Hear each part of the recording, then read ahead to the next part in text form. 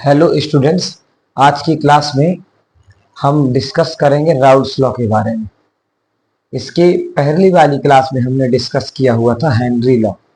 Henry law के concept देखे थे और हेनरी लॉ के कॉन्सेप्ट के साथ साथ इसके एप्लीकेशंस को डिस्कस किया था। और यदि आपसे रिक्वेस्ट है स्टूडेंट्स, यदि आपको समझ में आ रही चीज़ें तो आप चैनल को लाइक करें और सब्सक्राइब करें। आप लोगों के ही सपोर्ट से हमारा चैनल आगे बढ़ेगा और हम और बेहतर अपने आप को कर पाएंगे। तो आज की क्लास में हम राउल्स लॉ डिस्कस करेंगे, लेकिन उससे पहले एक चीज समझ लें। हमारे चैप्टर का नाम ही चल रहा है सॉल्यूशन। सॉल्यूशन में ध्यान रखेंगे हम लोग हमेशा दो चीजों को लेके चलेंगे। एक तो है आपके पास सॉल्यूट, एक है आपके पास सॉल्वेंट। एक है आपके पास सॉल्यूट और दूसरा आपके पास है यहाँ पर सॉल्वेंट। थोड़ा सा हम बात करेंगे सॉल्यूट सॉल्वेंट के लिए वेपर प्रेशर की, है ना। सॉल्यूट और सॉल्वेंट के लिए हम यहाँ पर डिस्कस करेंगे वेपर प्रेशर। ये जो वेपर प्रेशर है ये क्या है, नॉर्मली समझें तो डेफिनेशन तो आपको बुक से भी मिल जाती है, सारी चीजें हो जाती है, लेकिन जब ये वेपर प्रेशर की बात आती है तो इसको कैसे एक्सप्लेन कर सकते हैं, कैसे बता सकते हैं, ये समझना है। तो फर्स्ट आप यहाँ पर देखेंगे कि अपने पास केवल प्योर सॉल्वेंट है। इसमें हमने सॉल्यूट बिल्कुल भी डिजॉल्व नहीं किया है और केवल प्योर सॉल्वेंट लिया हुआ है अभी हमने। दूसरे कंटेनर में हम यहाँ पर ले लेते हैं प्योर सॉल्यूट, है ना। इस वाले कंटेनर में हम यहाँ पर ले लेते हैं प्योर सॉल्यूट। और आपको पता है कि जो सॉल्यूट है इसको बी से रिप्रेजेंट करते हैं और जो सॉल्वेंट के पार्टिकल्स हैं उनको ए से रिप्रेजेंट करते हैं। तो जिसमें सॉल्वेंट है उसमें केवल और केवल एक ही टाइप के कंपोनेंट है, मतलब एक ही टाइप के पार्टिकल्स प्रेजेंट है, केवल ए और ए। लेकिन जिसमें सॉल्यूट है उसमें आपके बी के पार्टिकल्स प्रेजेंट हैं, बी के अलावा कुछ और भी नहीं है। यहाँ पर केवल ए के पार्टिकल्स हैं सॉल्वेंट में और सॉल्यूट में आपके केवल और केवल बी के पार्टिकल हैं। ये दोनों के दोनों प्योर हैं। यदि हम आपसे बात करें ये कंटेनर यदि हमारा यहाँ पर क्लोज हो और क्लोज होगा, अच्छा सॉल्वेंट जो हो यदि आपके पास लिक्विड स्टेट में हो और सॉल्यूट भी आपका लिक्विड हो या लिक्विड के साथ आप सॉलिड भी ले सकते हैं, दोनों कंडीशंस में हम बात करेंगे। यदि मान लो आपने सॉल्यूट को यहाँ पर लिक्विड ना लेकर के सॉलिड ले लिए, चलिए सॉलिड की भी बात करते हैं। लिक्विड हो सकता है लेकिन सॉलिड हो, इसके लिए बात कर लेते हैं पहले, ठीक है। चलो लिक्विड ले लो, कोई दिक्कत नहीं है, जैसे सॉल्व करना वैसे, जैसे समझना वैसे आप समझ लीजिए। लिक्विड ले लिया, ठीक है। अब जब हम इसको बॉईल करेंगे, सॉल्वेंट हमारा लिक्विड स्टेट में है तो इसको बॉईल करेंगे तो इसकी बनेगी वेपर्स, इसकी बनेगी वेपर्स। ध्यान रखना सभी लोग, समझते जाना। केवल इस वाले में सॉल्वेंट ही है, ए टाइप के पार्टिकल्स प्रेजेंट हैं, तो जितनी वेपर्स बनेगी केवल सॉल्वेंट की बनेगी। जितनी वेपर्स बनेगी वो केवल और केवल सॉल्वेंट की बनेगी। अच्छा, जो भी वेपर्स बनेगी वो जाएंगी और कंटेनर के वॉल पे यहाँ एक प्रेशर क्रिएट करेंगी जिसको हम लोग बोलेंगे vapour pressure. What is vapour pressure? Pressure created by vapours. जो भी प्रेशर वेपर्स के थ्रू क्रिएट हो रहा दैट इज वेपर प्रेशर। लेकिन यहाँ पर जो वेपर प्रेशर है सॉल्वेंट में, सॉल्वेंट के अंदर जिस कंटेनर में हमने सॉल्वेंट लिया है केवल उसके अंदर सॉल्वेंट के पार्टिकल्स हैं और सॉल्वेंट के पार्टिकल्स जब वेपर्स में कन्वर्ट होते हैं और कंटेनर की वॉल पे जाके प्रेशर क्रिएट करते हैं तो वहां पे आपके पास वेपर प्रेशर ऑफ सॉल्वेंट हो जाता है।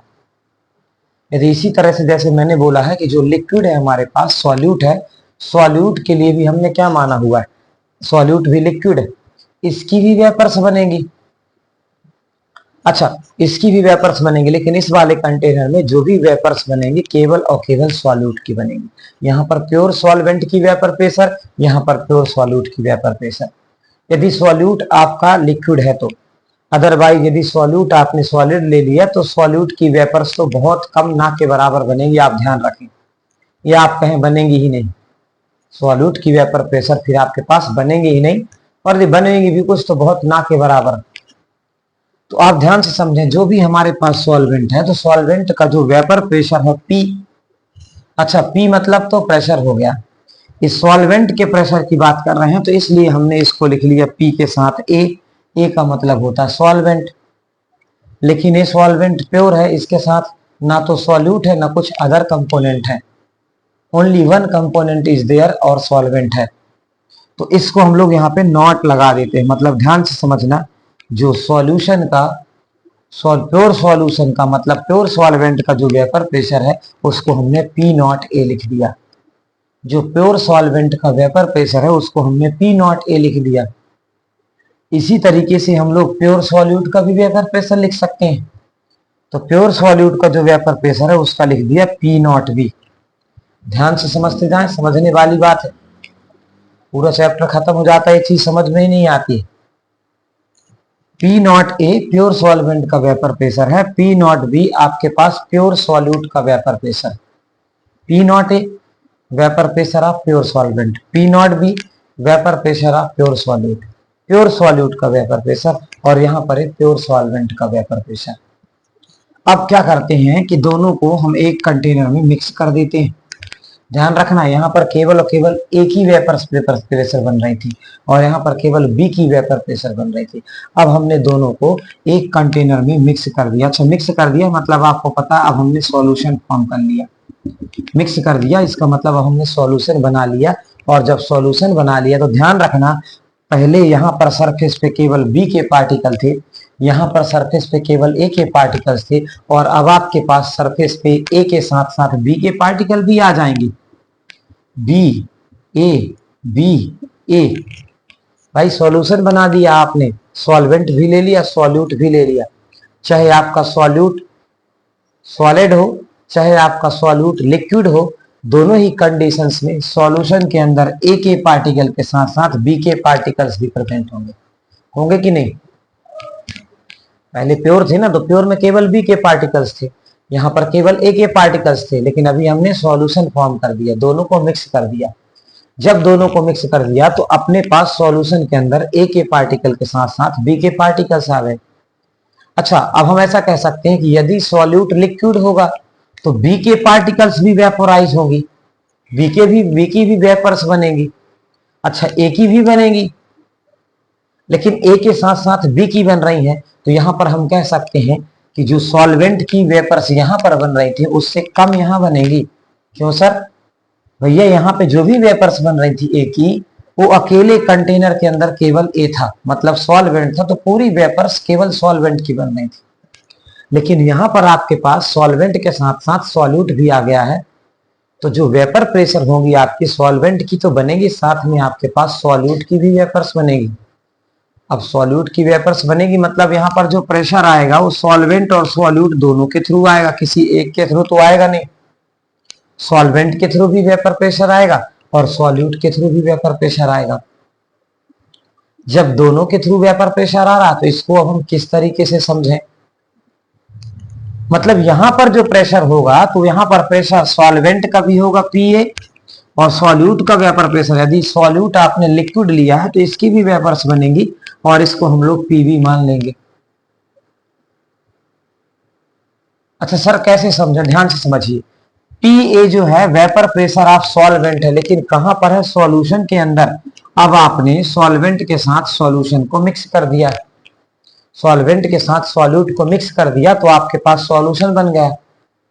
जो सॉल्यूशन बना है, सॉल्यूशन के अंदर सॉल्वेंट और सॉल्यूट दोनों है, तो इसके अंदर जो सॉल्वेंट का वेपर प्रेशर होगा वो पी ए होगा।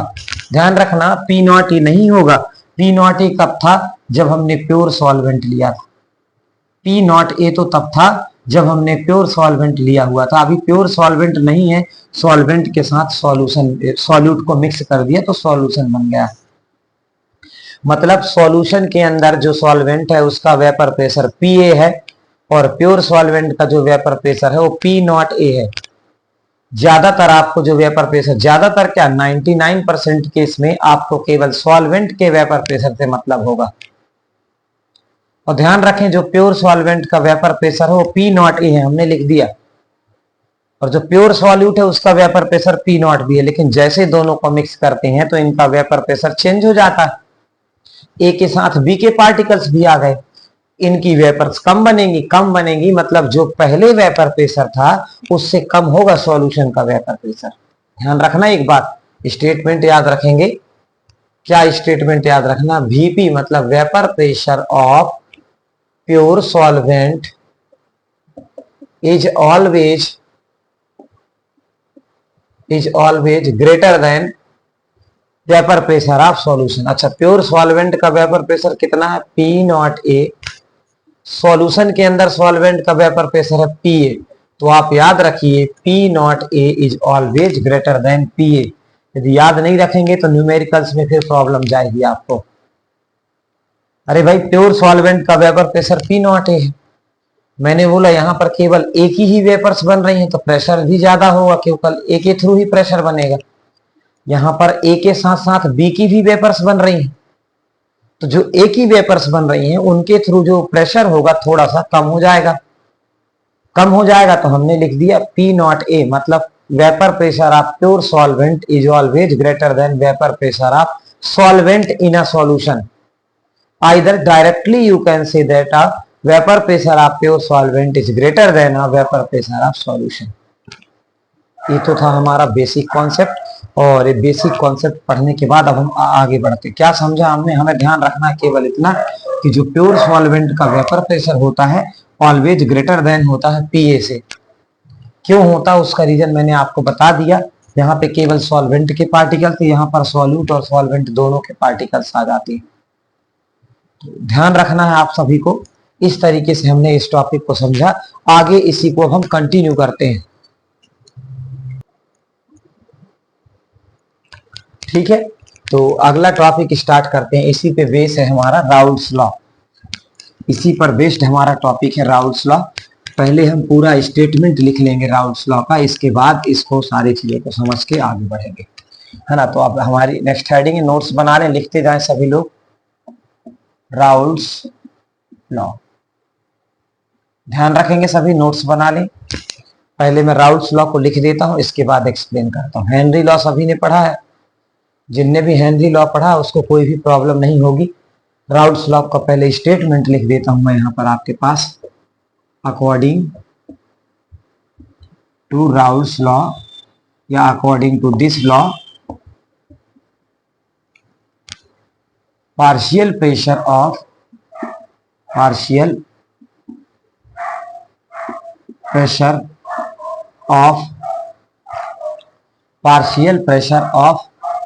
volatile component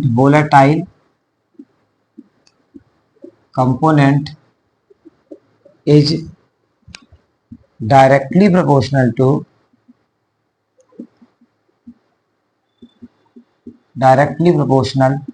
to mole fraction of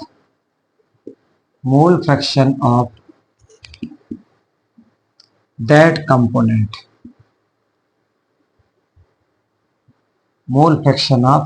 component, ध्यान रखना सभी लोग, ध्यान रखें, स्टेटमेंट को नोट कर लें, क्योंकि मैं अभी इसको रफ कर दूंगा, बाकी इसका डेरिवेशन करना तो इसको मैं रफ कर दूंगा।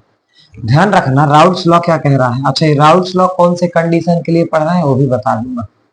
अभी जो राउल्स लॉ हम सॉल्व कर रहे हैं वो कर रहे हैं टू वोलेटाइल कंपोनेंट के लिए। टू वोलेटाइल का मतलब ये होता है कि सॉल्यूट भी लिक्विड हो और सॉल्वेंट भी लिक्विड हो। टू वोलेटाइल कंपोनेंट के लिए सॉल्व कर रहे हैं। टू वोलेटाइल कंपोनेंट के लिए अभी हम राउल्स लॉ को सॉल्व कर रहे हैं। और टू वोलेटाइल कंपोनेंट का मतलब होता है सॉल्यूट और सॉल्वेंट दोनों लिक्विड स्टेट में हों। दोनों लिक्विड स्टेट में होंगे तो इसको हम वोलेटाइल कंपोनेंट बोलते हैं। अच्छा, ये लॉ क्या कह रहा है कि सपोज दैट आपके पास कोई कंटेनर है, सॉल्यूशन में आपके पास देखो सॉल्यूट भी होगा और इसके साथ आपके पास सॉल्वेंट भी होगा। तो देखो सॉल्यूशन के अंदर जो सॉल्यूट का वेपर प्रेशर होता है वो पीए होता है। अरे भाई, पी नॉट ए तो प्योर का होता है। जब प्योर की बात करें तब पी नॉट ए और पी नॉट बी लिखते हैं। अभी यहाँ पर हम सॉल्यूशन का लिख रहे हैं। सॉल्यूशन में दो कंपोनेंट है दोनों, तो जो सॉल्यूट का वेपर प्रेशर सॉल्यूशन के अंदर होता है वो आपका पी भी होता है, और जो सॉल्वेंट का वेपर प्रेशर होता है सॉल्यूशन के अंदर वो पीए होता है। ठीक है ना। तो राउल्स लॉ क्या कह रहा है? राउल्स लॉ बोल रहा है कि vapour pressure of partial vapour pressure of volatile. अच्छा, पार्शियल का मतलब सॉल्यूशन का वेपर प्रेशर नहीं लेना। सॉल्यूशन का वेपर प्रेशर लेंगे तो टोटल वेपर प्रेशर हो जाएगा। हमें लेना है कौन सा वेपर प्रेशर? पार्शियल, मतलब एक कंपोनेंट का। दो हैं तो दोनों का अलग अलग लेंगे, और जब दोनों का अलग अलग वेपर प्रेशर फाइंड करेंगे तो उसी को बोला जाता है पार्शियल वेपर प्रेशर। उसी को बोला जाता है पार्शियल वेपर प्रेशर। तो हमें यहां पर बताना है पार्शियल वेपर प्रेशर। तो राउल्स लॉ कह रहा है partial vapour pressure is directly proportional. किसका partial vapour pressure? Volatile component का।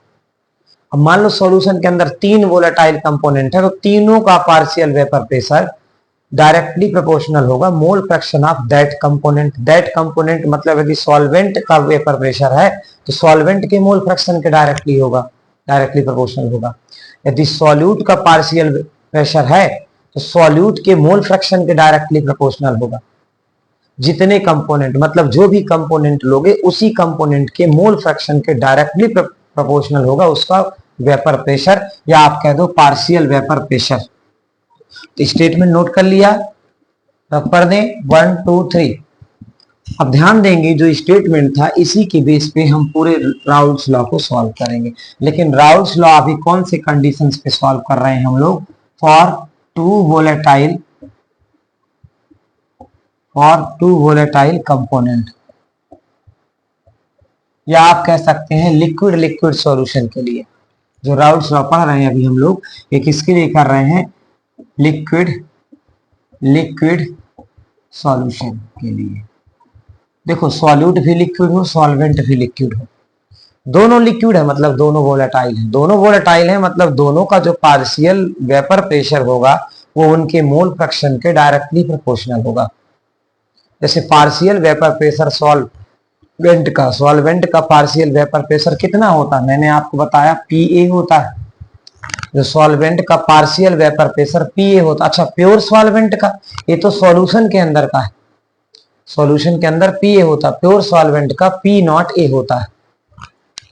तो ये राउल्स लॉ के स्टेटमेंट के according partial vapour pressure of each volatile component is directly proportional to the mole fraction of each component. मतलब जब ए वाले component की बात करेंगे तो इसका partial vapour pressure directly proportional होगा इसी के मोल फ्रैक्शन के। और मैंने आपको मोल फ्रैक्शन पढ़ा के रखा, जिसने मोल फ्रैक्शन की क्लास अटेंड की उसको पता है मोल फ्रैक्शन को काई से रिप्रेजेंट करते हैं। और यहाँ पर सॉल्वेंट के मोल फ्रैक्शन लेंगे तो इसको इस तरीके से लिख लेंगे। अब यहां पर जो डायरेक्टली प्रोपोर्शनल का साइन अलग होगा तो एक कांस्टेंट आता है K into mole fraction of A। ध्यान रखना यहां पर जो मैं K की वैल्यू लूंगा, अभी मैं बताऊंगा K की वैल्यू क्यों A ले रहे हैं, लेकिन जो K की वैल्यू मानेंगे वो मानेंगे P0A। K की जो वैल्यू मान रहे हैं अभी यहाँ पर P0A मान रहे हैं। क्यों मान रहे हैं अभी वो बाद में डिस्कस करेंगे। तो K के प्लेस पे हम लोग क्या लिख सकते हैं? Pa equal to P0A into mole fraction of component A। अरे भाई यही ना लिख रहे थे हम हेनरी लॉ में? हेनरी लॉ में हम कांस्टेंट ले रहे थे KH, यहाँ पे K तो लिया कांस्टेंट, लेकिन K की वैल्यू को हमने P0A लिख लिया। क्यों लिखा वो सारी चीजें डिस्कस करेंगे। तो देखो सॉल्यूशन के अंदर दो कंपोनेंट है, एक कंपोनेंट के लिए तो हमने लिख दिया, एक कंपोनेंट के लिए क्या लिखा? Pa equal to P0A into mole fraction of component A। इसी तरीके से सॉल्यूशन के अंदर आपके पास दूसरा कंपोनेंट भी है, Pb is directly proportional to mole fraction of that component B। Directly proportional का साइन अलग करें तो फिर से कांस्टेंट K आएगा, मतलब मैं डायरेक्ट लिख दे रहा हूं P0B into mole fraction of component B आ जाएगा अपने पास। अच्छा हमें टोटल प्रेशर फाइंड करना हो सॉल्यूशन का तो लिखेंगे PT इक्वल टू, भाई इसका वेपर प्रेशर सॉल्वेंट का और सॉल्यूट के वेपर प्रेशर को यदि ऐड कर दें Pa प्लस Pb तो हमें टोटल वेपर प्रेशर निकल आएगा। Pa की वैल्यू रख दीजिए आप, Pe की वैल्यू है आपके पास Pa की P0A into mole fraction of component A plus Pb की जो वैल्यू है अपने पास वो है P0B into mole fraction of component B। ये टोटल प्रेशर आ गया। ध्यान रखेंगे राउल्स लॉ का एक फॉर्मूला हमारे पास आ गया जिससे हम न्यूमेरिकल्स को सॉल्व कर सकते हैं, और पेपर में हमें दिए भी जाते हैं इस फॉर्मूले से रिलेटेड न्यूमेरिकल्स। इस फॉर्मूले से रिलेटेड न्यूमेरिकल्स हमें एग्जाम में दिए जाते हैं, तो मैक्सिमम टाइम न्यूमेरिकल इससे सॉल्व हो जाते हैं। लेकिन कई बार क्या होता है इस फॉर्मूले को और सॉल्व करो आगे तो जो फॉर्मूला आएगा इसको सॉल्व करने के बाद उससे कई न्यूमेरिकल सॉल्व होते हैं। तो देखें इसको आगे बढ़ा रहे हैं। अब आपको पता है यहां पर लिख सकते हैं we know that what mole fraction of component A plus mole fraction of component B equal to 1। जब हमने मोल फ्रैक्शन पढ़ाया था आपको, तो मोल फ्रैक्शन में मैंने बताया था mole fraction of component A plus mole fraction of component B हमेशा 1 के इक्वल होगा। जब हमेशा 1 के इक्वल होगा तो क्या हम यहाँ पे मोल फ्रैक्शन ऑफ कंपोनेंट ए की वैल्यू फाइंड कर सकते हैं? क्या हम मोल फ्रैक्शन ऑफ कंपोनेंट ए की वैल्यू फाइंड कर सकते हैं? जी बिल्कुल कर सकते हैं। Mole fraction of component A equal to 1 और जो mole fraction of component B है इसको ट्रांसपोज करेंगे तो माइनस आ जाएगा mole fraction of component B. अब चाहे तो इसको इक्वेशन नंबर 3 दे दें और इक्वेशन 3 में जो मोल फ्रैक्शन ऑफ कंपोनेंट ए की वैल्यू आई है इसको आप रखिए इस इक्वेशन में, तो ये आपके पास हो जाएगा P T equal to P not A और mole fraction of component A के प्लेस पे आपकी ये वैल्यू आ जाएगी तो लिखेंगे 1 minus mole fraction of component B plus P naught B into mole fraction of component B. आगे सॉल्व करेंगे, इसको अंदर मल्टीप्लाई करेंगे तो P not A minus P not A into mole fraction of component B. एक बार इसका multiply 1 के साथ होगा, एक बार इसका multiply mole fraction of component B के साथ होगा, तो आपको इस तरह से मिल जाएगा। यहाँ पे लिखा है plus P naught B into mole fraction of component B. आप क्या करो, जो प्लस वाली टर्म है इसको पहले, जो माइनस वाली टर्म है इसको बाद में, मतलब पी नॉट ए प्लस इस वाली टर्म को हम लोग पहले लिख रहे हैं P naught B into mole fraction of component B, minus वाली टर्म अब लिखेंगे P not A into mole fraction of component B. आगे ध्यान से देखें, पी नॉट ए प्लस इस पूरे टर्म में यदि आप देखें तो mole fraction of component B common है, एक्स बी और एक्स बी दोनों में कॉमन है। हम यहाँ पे लिखेंगे ब्रैकेट के अंदर P naught E B minus P not A और ब्रैकेट के बाहर आ जाएगा mole fraction of component B common पर। तो फाइनल कई बार जो न्यूमेरिकल होता है इस वाले फॉर्मूले से सॉल्व होते हैं, राउल्स लॉ है, कई बार फॉर्मूले आपके इस वाले फॉर्मूले से सॉल्व होंगे न्यूमेरिकल्स, और मैक्सिमम टाइम इससे भी हो जाते हैं जब दोनों का वेपर प्रेशर दिया हो, दोनों का मोल फ्रैक्शन दिया हो। अच्छा, मोल फ्रैक्शन नहीं दिया रहता आपको, मास दिया रहता, लेकिन आपको पता है ना मोल फ्रैक्शन का फॉर्मूला क्या होता है, number of moles of one component upon number of moles of all the component. तो नंबर ऑफ मोल्स पहले कैलकुलेट कर लो, नंबर ऑफ मोल्स, क्योंकि गिवन मास तो दिया है क्वेश्चन में, और क्वेश्चन में यदि गिवन मास है, मैं वैसे कराऊंगा न्यूमेरिकल्स अभी आपको बाद में, जैसे चैप्टर थोड़ा सा खत्म होगा तो मैं न्यूमेरिकल्स आपके सामने डिजिटल बोर्ड में कराऊंगा, क्योंकि इसमें कराना थोड़ा सा मुश्किल हो जाएगा, बार बार क्वेश्चन लिखूंगा तो टाइम लगेगा। तो क्वेश्चन मैं टाइप कर लूंगा पहले से, और क्वेश्चन टाइप करने के बाद मैं आपको डिजिटल बोर्ड में क्वेश्चन लिखे आएंगे, आंसर में एक्सप्लेन करके चलूंगा किस तरीके से हमें सॉल्व करना है। तो ध्यान रखना आप लोग, यहाँ पर कई बार न्यूमेरिकल इस वाले से सॉल्व हो जाएंगे और कई बार आपको यहाँ से सॉल्व करना पड़ेगा। तो ये जो राउल्स लॉ था हमारे पास लिक्विड लिक्विड सॉल्यूशन के लिए था, मतलब हमारे सॉल्यूशन में सॉल्यूट भी लिक्विड हो और सॉल्वेंट भी लिक्विड हो। जब दोनों के दोनों लिक्विड होंगे तो उसके लिए हम लोग इस राउल्स लॉ को फॉलो करते हैं, ठीक है ना। अब ध्यान देना, इसके बाद हम यहीं पर बात करेंगे राउल्स लॉ के ग्राफ की। राउल्स लॉ का ग्राफ बनाएंगे और ग्राफ बनाने के बाद फिर देखेंगे जो राउल्स लॉ है अपना, जब आपके पास एक नॉन वोलेटाइल सॉल्यूट हो और वोलेटाइल आपके पास सॉल्वेंट हो, तो उसके लिए भी बात करेंगे। अभी पहले हम इसके ग्राफ की बात करते हैं।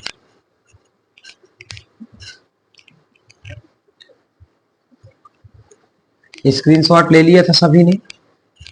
नहीं लिया था तो थोड़ा सा बैक करके स्क्रीनशॉट ले लें। देखिए, यदि हम ग्राफ की बात करते हैं राउल्स लॉ की, तो ग्राफ को हम इस तरीके से बनाएंगे, इस एक्सिस में हम ले लेंगे मोल फ्रैक्शन और इस एक्सिस में ले लेंगे हम लोग वेपर प्रेशर। एक्स एक्सिस में मोल फ्रैक्शन, वाई एक्सिस में वेपर प्रेशर।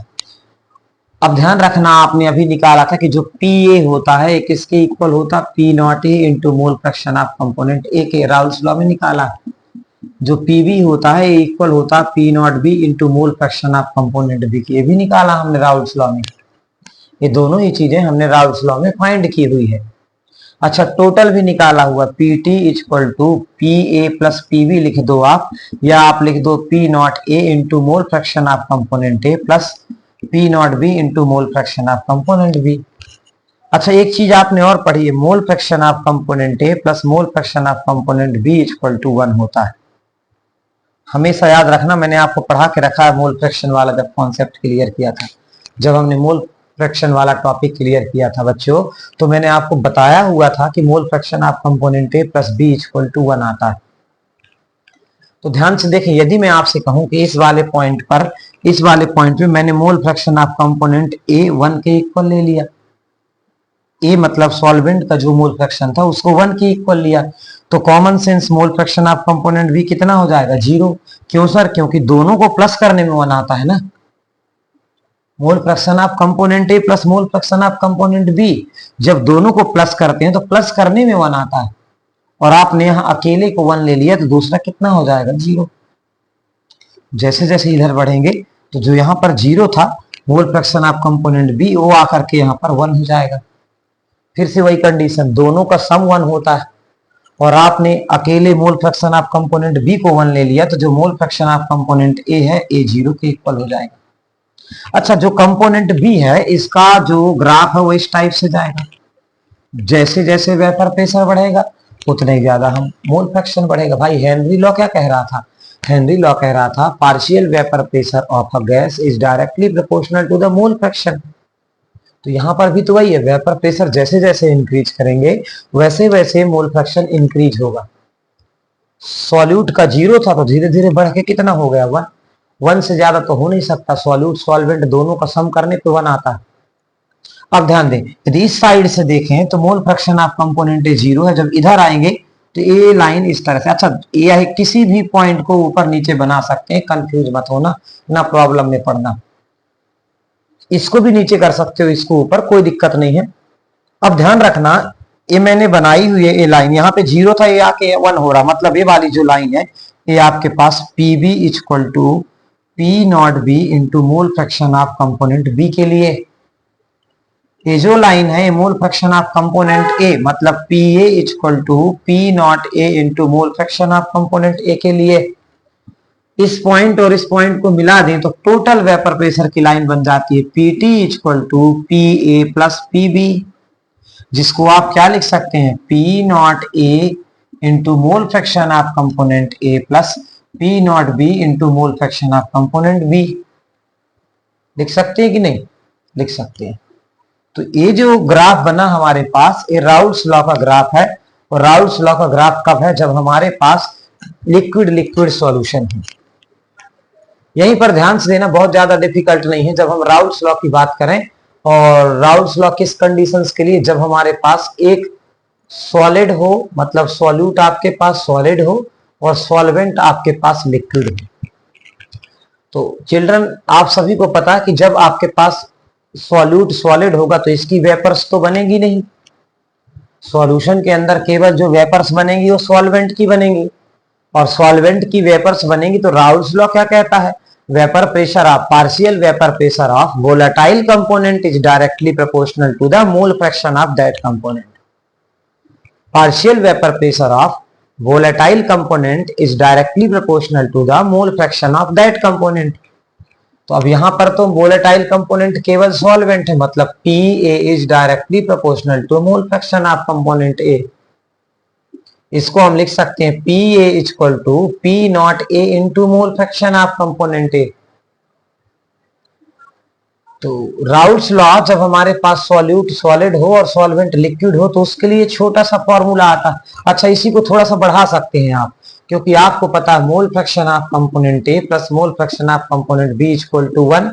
तो mole fraction of component A equal to कितना हो जाएगा? 1 minus mole fraction of component B, transpose कर देंगे। अच्छा, यहाँ पे लिखा है mole fraction of component A, इसके प्लेस पे वैल्यू रखेंगे तो ये आएगा P A equal to P not A अंदर 1 minus mole fraction of component B, और इसको मल्टीप्लाई करें तो P not A minus P not A into mole fraction of component B. A वाला जो फॉर्मूला हमारा कब के लिए है? जब हमारे पास सॉल्यूट तो सॉलिड हो लेकिन सॉल्वेंट कैसा हो? आपके पास वोलेटाइल हो। सॉल्यूट सॉलिड हो लेकिन सॉल्वेंट कैसा हो? वोलेटाइल हो। तो बच्चों, यदि चीजें समझ में आई हो, कॉन्सेप्ट क्लियर हो गए हो, तो वीडियो को लाइक जरूर करें, शेयर करें और सब्सक्राइब करें। आपके ही सपोर्ट से हम अपने चैनल को आगे बढ़ा सकते हैं ना। लाइक करें, सब्सक्राइब करें और शेयर करें। आज की क्लास में मैं यहीं तक, कल की क्लास में हम डिस्कस करेंगे अभी थोड़ा सा मेरा इस टाइम पे स्वास्थ्य सही नहीं है, तो अभी कम टाइम की ही वीडियो रिकॉर्ड कर पा रहे हैं। कल की क्लास में हम डिस्कस करेंगे ideal non ideal solution, positive and negative deviation, इनके एग्जांपल्स, इन सारी चीजों का डिस्कशन कल की क्लास में करेंगे। इसके बाद क्वालिगेटिव प्रॉपर्टी में हम 2-2 3-3 लेक्चर करेंगे। बाद में न्यूमेरिकल्स भी इस चैप्टर के सॉल्व करना है। तब तक के लिए सभी को नमस्कार, राम राम।